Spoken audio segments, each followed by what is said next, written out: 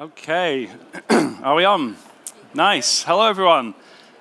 So, I want to share with you a story, if I can, of how I found and investigated something that could have been a very genuine cybersecurity disaster. So, as it says in the title of my talk, Crypto Heist, we're going to look into the source and then the remediation of one of the largest cryptojacking attacks that we've actually ever seen. So to set the scene, imagine, if you will, for me, it is a Sunday morning and I haven't long had my first sip of coffee, so I'm not fully functional just yet. And a good friend of mine sends me a DM. Now, I've known Ian for a very long time, and he sends me a DM and he's like, hey, Scott, can I just ask you something? And when a friend reaches out and they ask something like this, it's usually like, oh boy, here we go. So what's coming?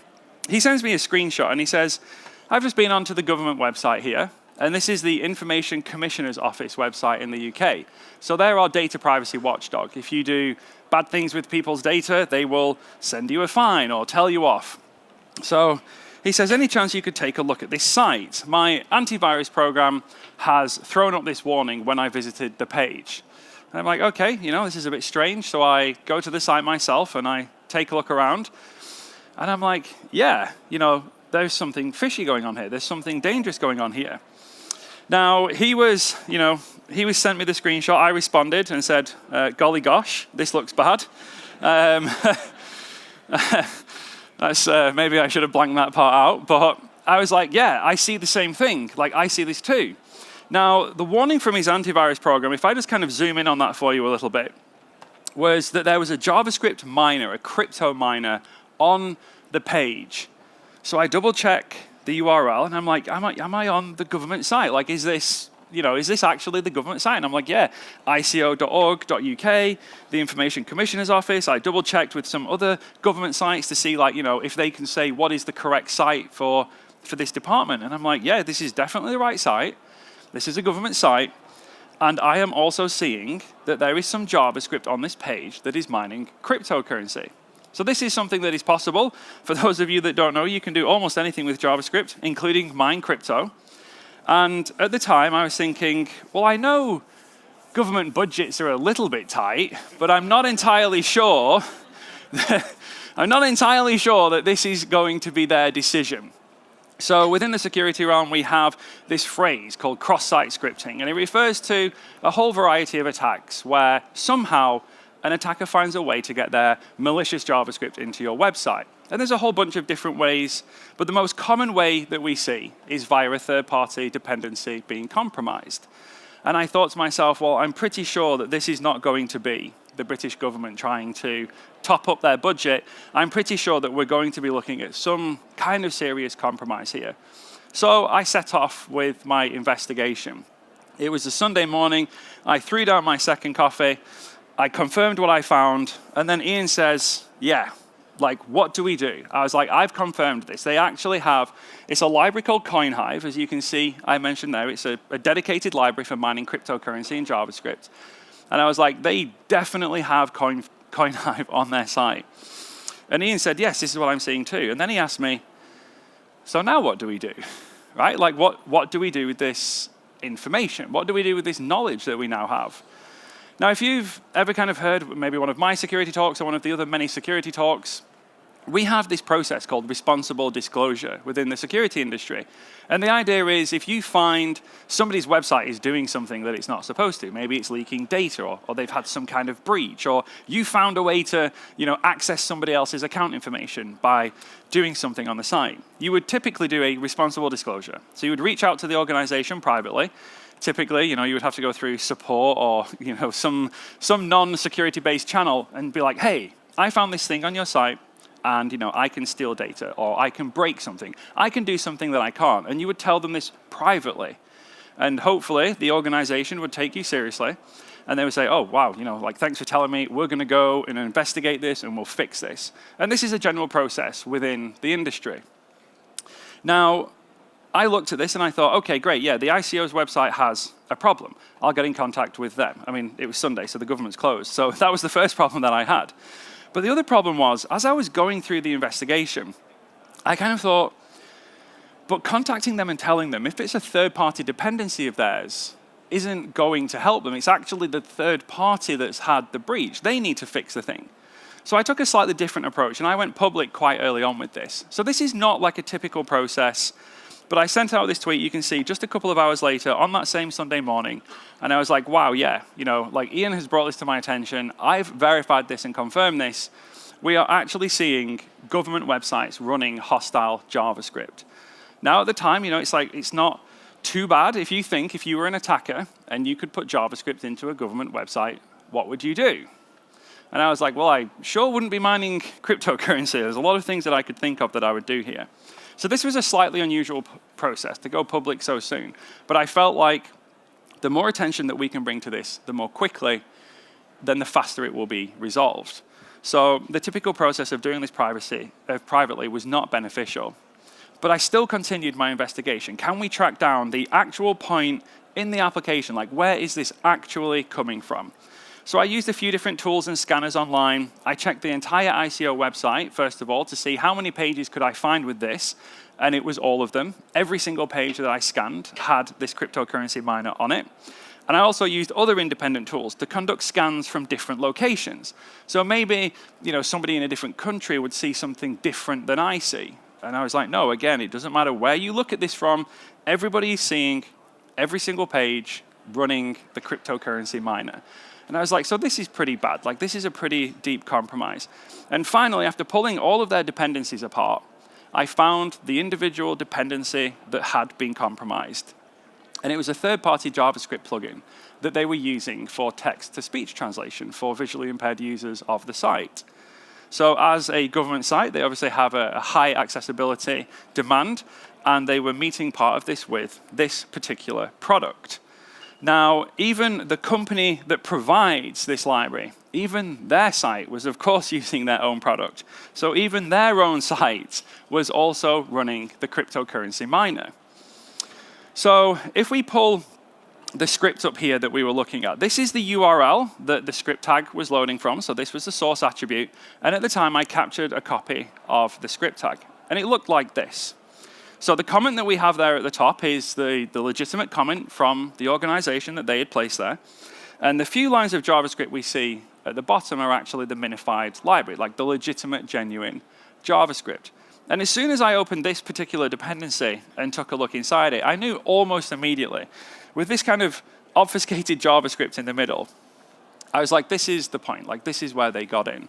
So attackers had managed to compromise the servers of this organization, and they had managed to modify this file to inject this hostile bit of JavaScript in the middle. And as you can see, it looks malicious almost immediately. Like, does anyone here hex encode their JavaScript just, for easy reading, for fun? Yeah. I've not yet come across a legitimate use case for this, so if you know one, drop by later and tell me. But basically, as soon as you see a third-party dependency that's doing this with their JavaScript, I'm like, yeah, they don't want me to see what they're doing. So I took this, and of course, it's fairly simple to kind of hex decode the string and understand what is actually going on. And it's a relatively simple injection. All they're doing is using this first couple of lines here. They're injecting the actual CoinHive library. So they're not actually injecting their miner code in the dependency. They're just using it to bootstrap their other assets in. And then in the next window, document.write, we can see that they're essentially configuring the miner. So with these libraries, they're fully featured, and you can do whatever you want. And they're like, OK, so we're going to configure our miner. We're going to consume at most 60% of the CPU on the client device that is running this. And then just down towards the bottom, you can see where they are setting the key for their wallet. Where do we want all of our stolen crypto to be sent? Now, because this is loaded into the third-party dependency, and the government site has a script tag loading that dependency, it will just load into the site, and it will just run. And it looks like this. This was the cause of the problem, the one line on the ICO website that was loading the dependency and causing this. We refer to it as a supply chain attack. So these attackers haven't gone after the government. They maybe thought, maybe the government cybersecurity is pretty good. Maybe we can't breach their application. Maybe we won't be able to find a way in to the government site. But if we can go after this third party, and let's say they have like slightly less security, then it might be easier to breach them and we still breach the government. So of course, attackers are always going to go for the easiest way in. They're kind of lazy, like we all are. If we have a task, we will do it the easiest way that we can. And this was the problem. Now, in terms of trying to then understand this, I was like, well, if they have the script tag on their site, who else has that same script tag on their site? Like, now I know what I'm actually looking for. I'm looking for any site that contains this particular script tag. And I can very easily then go and crawl the web and look for sites that have the exact same script tag. Because if they have the exact same script tag, they have the exact same problem. So we can see here a whole selection of American government sites, including the US courts. In the UK, we had the student loan company that deals with all of our loans for students. So like huge amounts of money get handled and dealt with through this site. We have things like the General Medical Council, where in the UK, like you have doctors and nurses with all of their information registered. We then go on to take a look at the NHS, our National Health Service, where all of my medical information is available if I log on through various portals. Now, an attacker with the ability to inject script into any of these pages potentially has access to the data in those pages. If I have my malicious script in that page and I'm maybe typing in some personal data or reading some personal data, then if I have access to this, the attackers have access to this too. So this becomes even more serious now. And I found thousands and thousands of just government sites, because that's what I was kind of focusing on at the time. But I found a little over 5,000 individual government sites all around the world that were loading this script tag. And for every single one of them that I went to, you can see here I have the console open in all of those screenshots. And you can see the configuration and then the initiation of the crypto miner. So they were all running it. And this is the benefit for the attackers. Not only was that third party probably easier to compromise than the government site, if you compromise the third party dependency, you get more than one target. You get every target using that dependency. So now it makes even more sense for the attackers to go after your dependencies and not necessarily go directly after you. Now, this was all historic from today. This is in the past. But if you are curious of just how many sites out there are still trying to use a crypto miner in the page, you can actually take out your phone now and visit this link, and it will redirect you to a Google search. So we have a process called Google Docs, and it's kind of like a trick where you use Google to find websites that you can use for cyber attacks. So if I wanted to find websites that had particular problems, I might search for certain error message strings. And I'm like, well, if this page has this error, maybe I can go there and do something. So you can use Google to find potential targets. And that's the process of Google Docs. So this particular doc is finding websites, and if you run this now, it will obviously go and do the query live. It will find sites right now that have the initiation of a CoinHive miner on the page. It is looking for the trigger that fires the miner. So any page on there will be, as it is right now, configured to crypto mine when you visit it. And this particular search that I've got there is only looking for sites that contain .gov. So these are still government sites. To this day, you can run the query now that are configured and prepared to run a cryptocurrency miner in your browser when you visit them. So it's a tad worrying that even though this is a story from days gone by, you can run that live right now and see that it's actually still happening. But we still need to solve the original problem, right? Like the original problem was still there. And I was tweeting about this, I was trying to speak to the media, and I'm like, how do we get this to end quickly?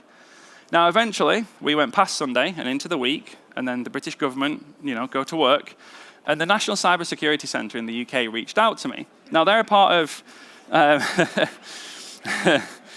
GCHQ, which is our spy agency in the UK, and they reach out to me, and they're responsible for all of the cybersecurity of all of the British infrastructure, government infrastructure. They look after the country on a cybersecurity level.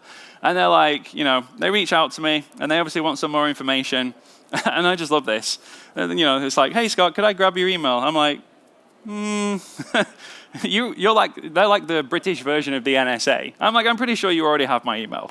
So I actually did respond, and I did give them my email. I was like, maybe this is a test, and I've just failed. But they were like, look, we're kind of catching up with this. We've seen what's happened.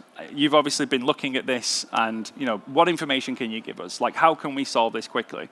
Because still remember, this attacker still has ongoing ability to inject their JavaScript into all of the British government sites and all of the other governments around the world as well. But the NCSC is interested in the British ones. And we have to remember, at this point, they're still injecting the coin miner, the crypto miner.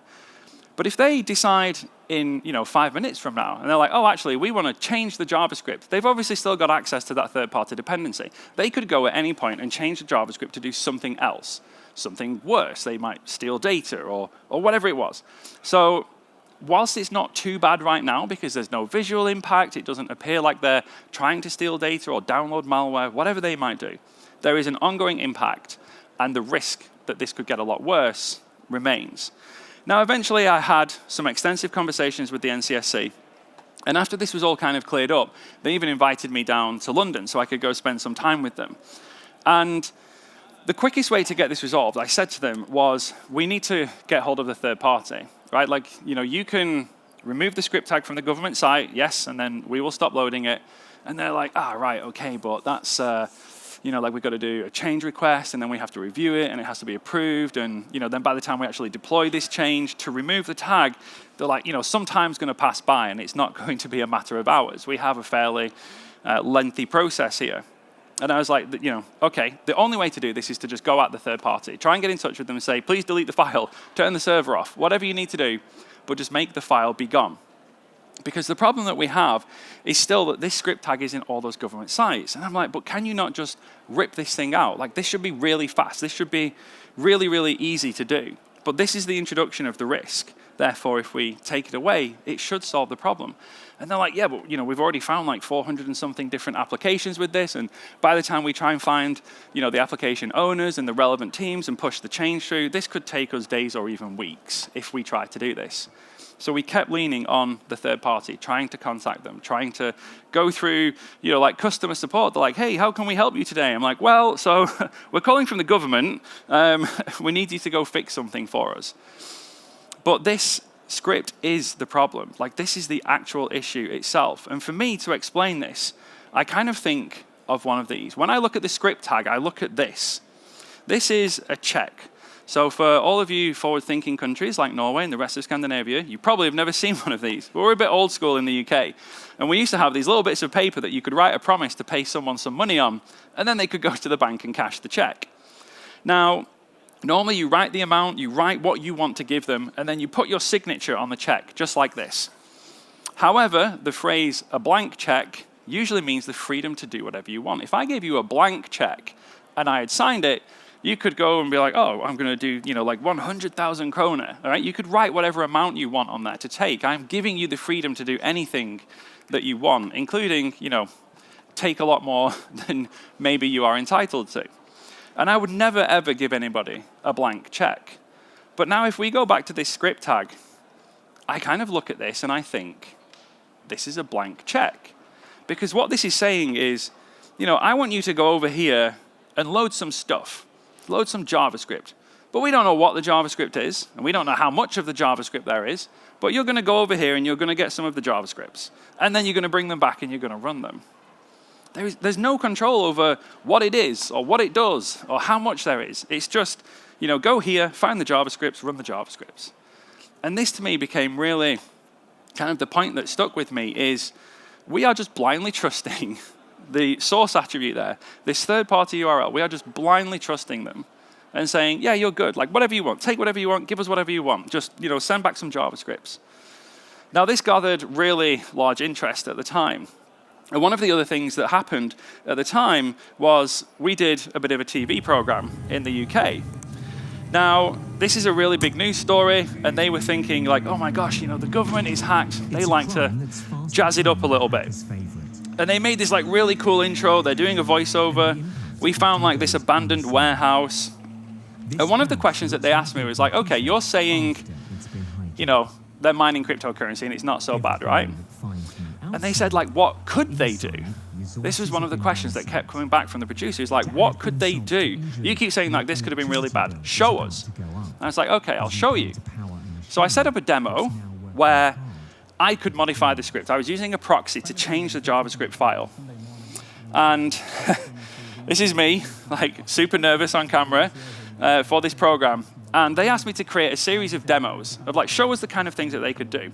And there was only one demo that they could actually put on television. And the demo that they could put on television was I mocked up our kind of like GovID. You log in with the government to do stuff. The ICO website did not have the GovID login because they don't have any services that we can use. But if I mocked up the login, because I have JavaScript on the page, I can do this.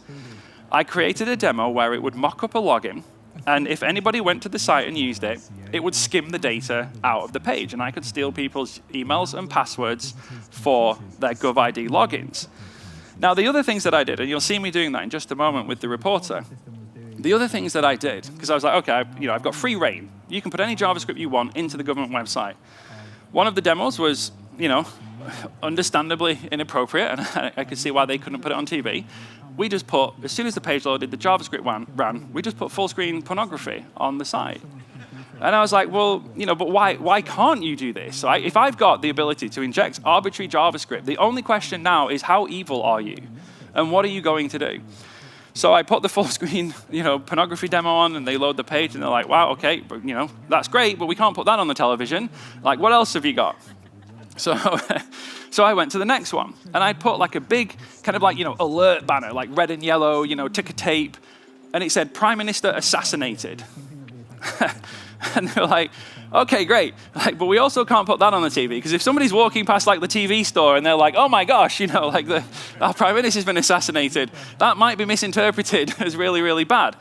So this is the keylogger one that I did. So you can see we've just got JavaScript on the page, mock up some username and password forms, and of course, it's just Ajaxing the data straight out the back, any key press. I did a couple more. One of them they were a bit worried about on copyright grounds, so I did like the Star Wars theme, and I made the page scroll up into the distance. They were like, no, we can't do that either. So they went with the data stealing one, which I was a bit disappointed at, because I don't think it really kind of shows just how bad this could have been. And just think about it for a moment. If I gave you the ability to inject any arbitrary JavaScript that you want into thousands of government sites, what would you do? Would you just mine, like $50 worth of crypto a day? Depends how many people are on the site. I can see the attraction from the attacker's perspective, because it's like quick, easy money. We drop the coin miner, we mine the currency, and we just go on vacation and the money arrives in the crypto wallet. But I really felt like, given that they had the ability to inject almost any arbitrary JavaScript that they wanted, I feel like they really didn't exercise that capability very well. And I think that's why the response and the remediation was so poor, because there wasn't like a big wow factor. There wasn't an enormous data breach. We didn't end up with inappropriate videos on government websites. I think any one of those things would have probably made much more of an impact in terms of the headlines and then the response. But the attackers were just looking for a way to quietly make some money. What they probably wanted to do was sit in the background and not be noticed or detected for days or weeks or months. And then they could really start to rake in some of their Monero, which was the coin that they were mining at the time. Now, because we found this so quickly, Ian found this, and I brought some attention to it, they actually only managed, if we go look at the transactions that they made, they only managed to make about $41. Because it turns out the day before Ian noticed this was the day the attack started. So we went back through the archives and we looked at the history of the file. The Internet Archive, the Wayback Machine, is so cool for this. If you've never used it, you can just go on the web and go back through time. And it's like, okay, cool, let's go back in time and see when did the file, oh, yesterday. So we literally caught this within its first 24 hours of having been changed. So, maybe they would have run the crypto miner and thought, we're not making enough money, let's do something more. Right? Like, the Prime Minister assassinated thing. It's like, let's go short the FTSE 100, tell everyone in the UK that their Prime Minister is gone, and, reap the rewards. But coming back to the conversation we were having at the government, they were like, okay, we finally got in touch with the vendor. The vendor dropped the file, so it was 404ing for a period there. They fixed up the issue with their server, with their services, and the file eventually comes back in its original state. Turns out they were storing it in an S3 bucket without appropriate credentials on there. So we never actually found out if they were weak credentials that were guessed or whether they got phished or whatever it was, but it was poor credentials on an S3 bucket hosting this file. Now, after this is resolved, we have to do the kind of response from the government, from all of these organizations? What are we going to tell people? Like, how do we explain this?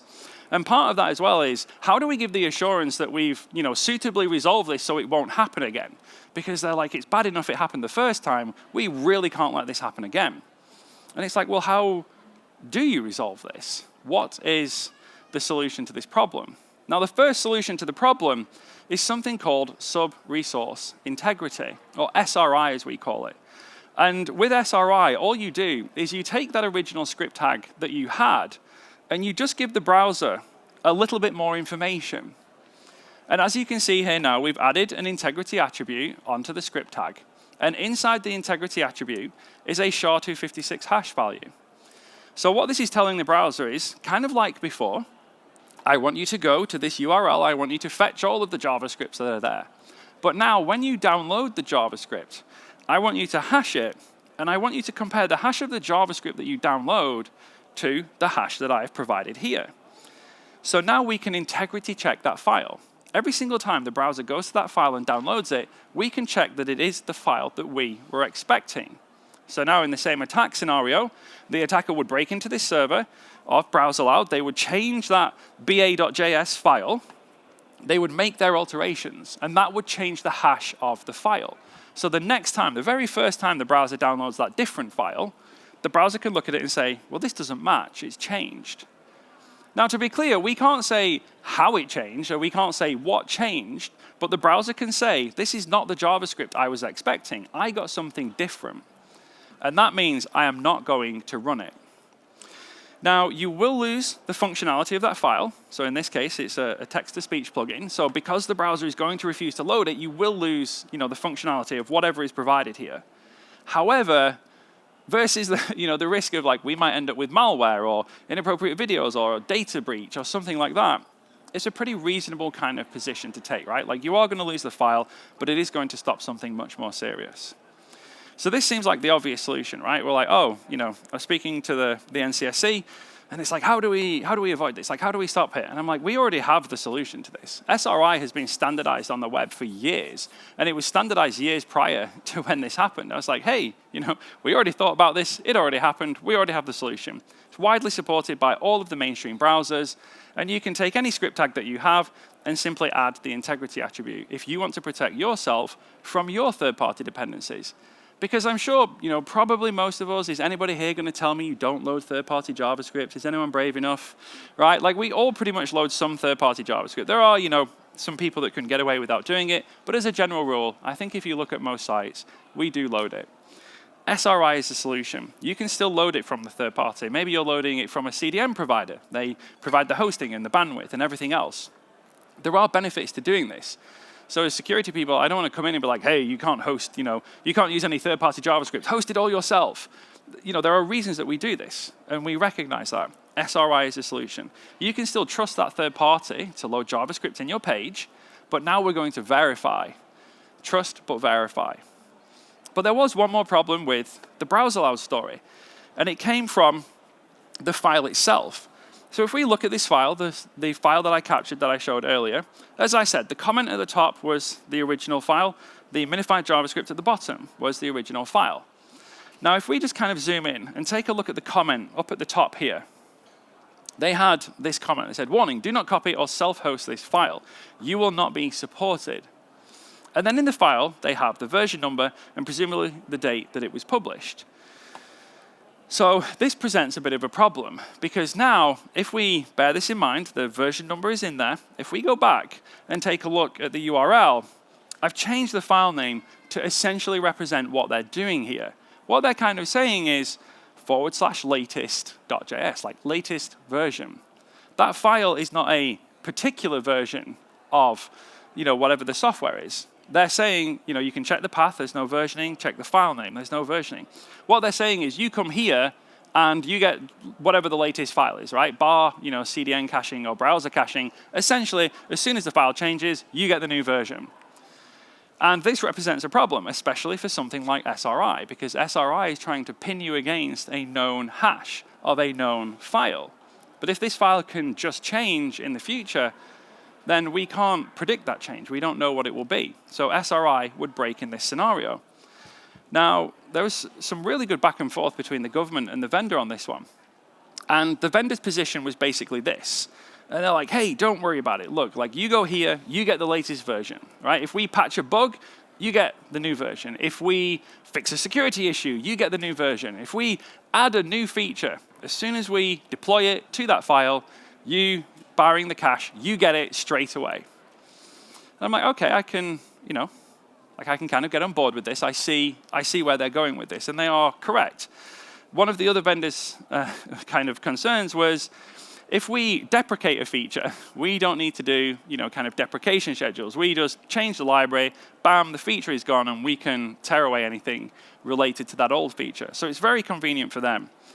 Now, the government people were kind of like, okay, yeah, like I see, like we see the benefit to this. If there's a new version and we need to update, we'd have to do some kind of like change request, and we'd like change the version number in the script tag and all of this process. But if we do it this way, the way that we do now, they're like, we don't have that process, we don't have that burden. So this sounds quite good. And I was like, okay, I can acknowledge that, and to some extent I can agree with that. But I'm going to say exactly the same thing with slightly different words. You have a third party that can deploy arbitrary code changes into your production site with no prior warning, testing, approval, or anything, right? It's just like, bam, change the file, straight into the site. And then they were like, yeah, that kind of sounds like actually what's happening. Because it is what's happening. If they change that file, the file that you're loading just changes. And I was like, just a moment ago, we were talking about how it was going to take the government days or even weeks to approve a change and push the change through. And I'm like, but this arbitrary third-party vendor can just, put that straight into the production site. It seems like there's a bit of an imbalance here. And the problem is, that is what brings us to the attack. If we look at this the other way around, all I've changed here is the attribution for under the comment. The attacker can patch the JavaScript for you anytime, no problem. So the vendor's like, yeah, we can patch the JavaScript, no time, any problem. I'm like, right, but the attacker gets to say the same thing. If this is what we do, if this is how we do it, the attacker gets to say the same thing.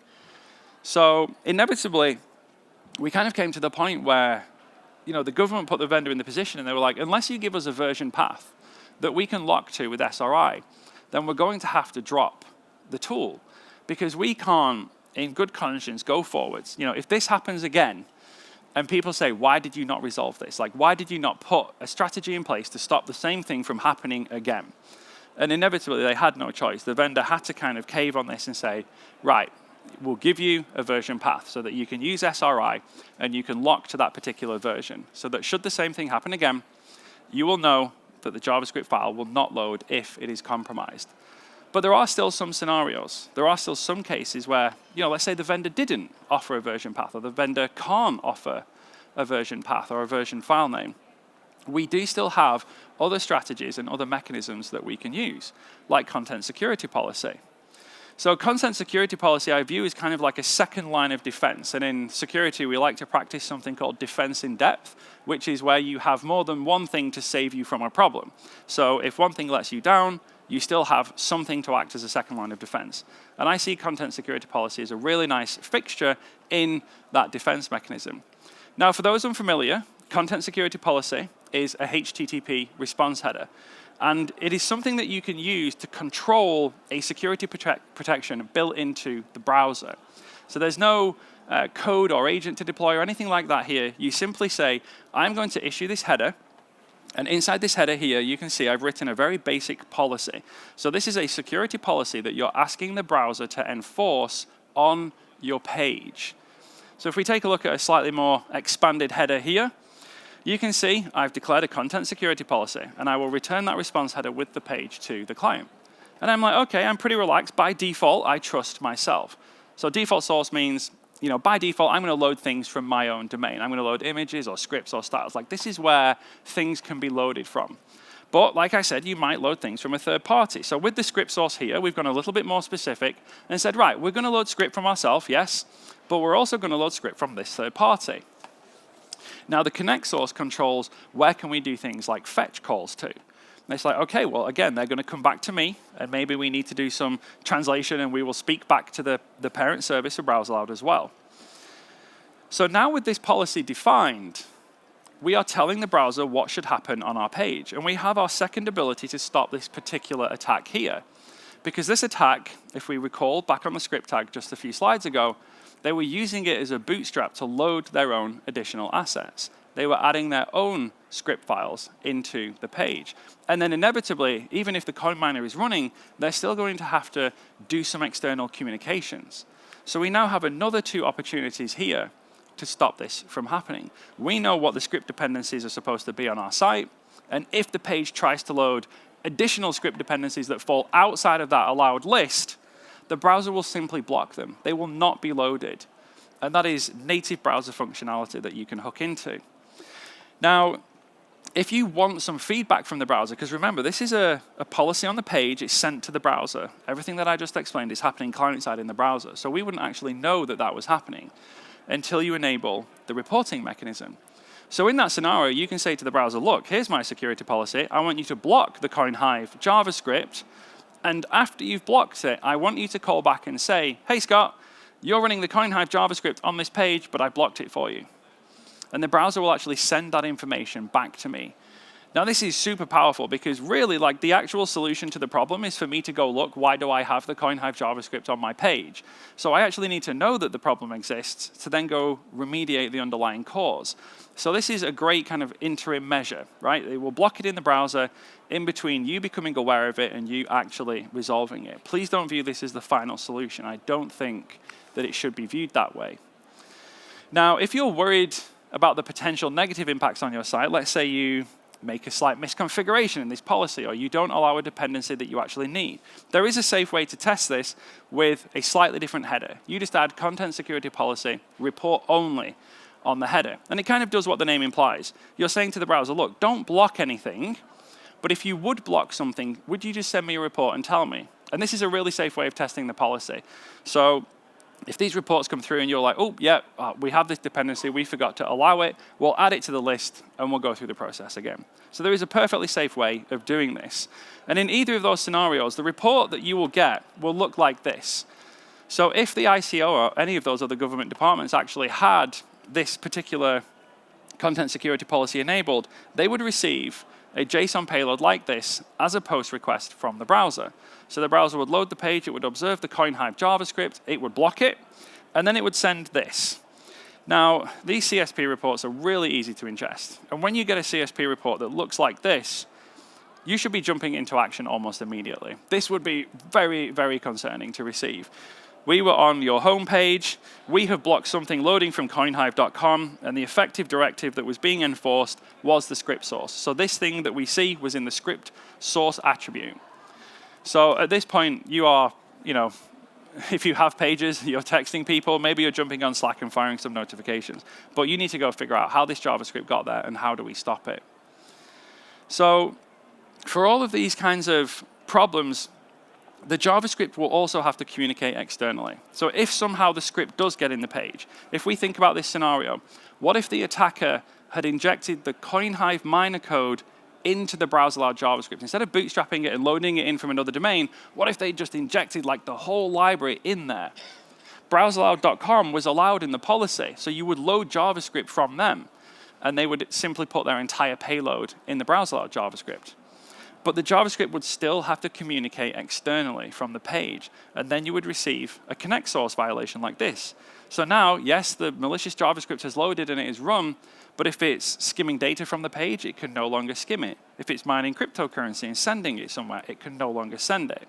So if it's a data breach or they're trying to make money, if they're stealing customer data from within the page, you can stop it from being sent. So you can seriously reduce the effectiveness of this attack. Now, whilst CoinHive has now shut down, if you actually go to coinhive.com, I won't spoil the surprise for you, and it's safe. Okay, you can go to coinhive.com in the browser now. They're not actually running their crypto mining library as a service anymore. And the attackers have moved on to more profitable things because ultimately they're just here to make money. And the one thing that we're now seeing, if you can inject JavaScript into sites, is they're becoming very effective at stealing data from the page. Now, the most common thing that they're targeting these days is actually just going straight after the money. If you have a payment form on your site somewhere, users are going to be inevitably typing in card data. And there's a group of attackers out there. We really don't know who they are, but they're super effective at this, and we refer to them as mage carts. It started on like Magento checkout cart back in the day, and it kind of got abbreviated. And we now use it to refer to their collective. And they focus on just getting their couple of lines of JavaScript into the page, and it listens to key presses. And all they're listening for is that one time you're on a payment page and you start typing in that 16-digit long card number, and they skim that data off the page. Now, they don't interfere with the actual form. They don't interfere with the submission. If you go to an e-commerce site and you buy something, you will type in your card data, you'll submit the form, you'll pay for the thing, and then the thing will arrive. And you're like, cool, that all worked great, nothing went wrong. But the problem is the attackers will have taken a copy of your card data silently and quietly in the background. And they will do this again, just like the CoinHive miner before. They'll do this quietly, discreetly, and they'll try to go undetected for as long as they can. And inevitably, at some point in the future, you'll wind up with like a $500 fraudulent card transaction. So whilst the focus has kind of shifted from mining cryptocurrency into just straight up stealing your card data, if you don't have an e-commerce component, they'll go after the user's credentials. You're going to have some kind of registration, login. If the user provides an email and a password, they skim those off, and they'll simply take those credentials and go try and log into financial services to then get access to the money. So it's always about money. They're always trying to look, how do we make some profit from this? Maybe that's why they didn't do full screen inappropriate videos on the government websites, because you can't really make any money from that. But with a CoinHive miner, they saw the opportunity. We could drop this on there. Maybe we make $50 a day. But if it stays there for 6 months, I'm happy with this. Now, unfortunately, MageCart is becoming more and more of a problem. CoinHive and the other cryptojacking libraries, they really hit their peak through like 2018-19. And that was when they were at their absolute peak. They have since started to tail off as the MageCart attacks have ramped up.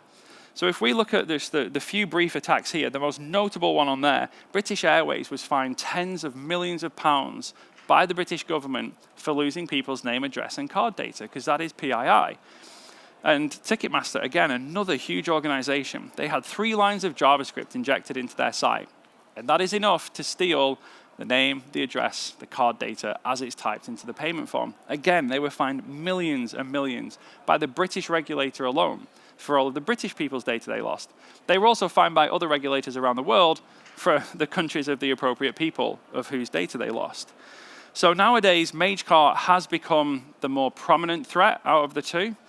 But all of these attacks follow the same pattern. All of these attackers want to do the same thing. If they're going to try and breach your organization or your service, maybe they can't. Maybe you have good security, you have some good processes in place. So they'll turn to your third-party dependencies.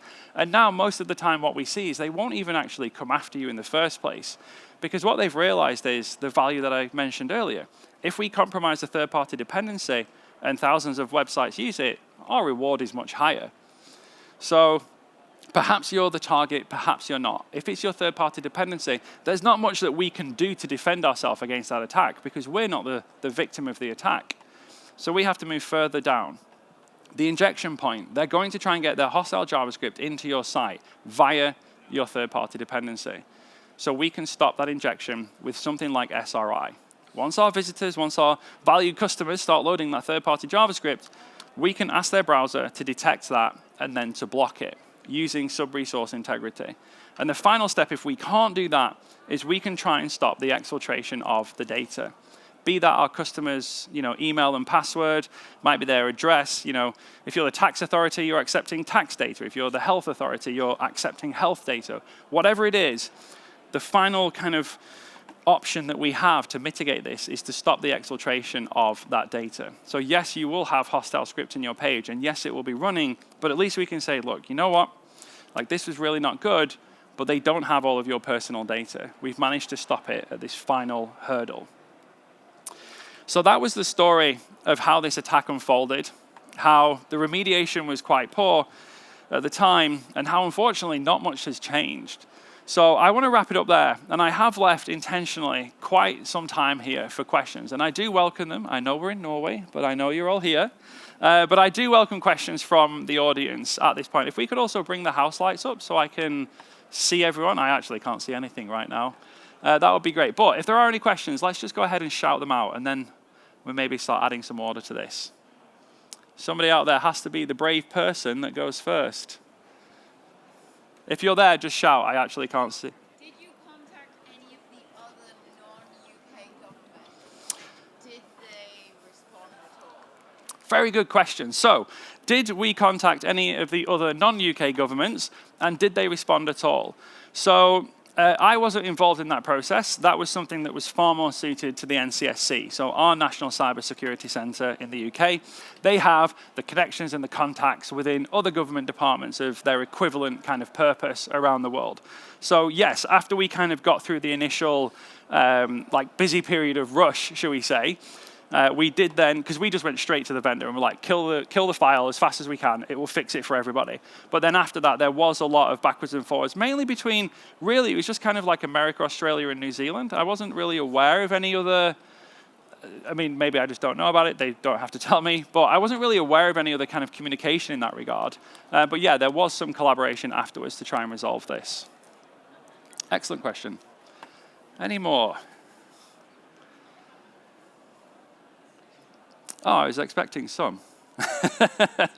Well, look, so I'm here for the remainder of the week. I'll also be here at the party this evening. For those of you that haven't seen me already, if you do want to come and ask a question in a more private setting, perhaps, that's what everybody's waiting for, we do actually have a booth down on the main floor where I can demo this attack and what happened to you as well. But if there are no more questions, then I guess I'll go ahead and wrap it up there then. Thank you very much for coming.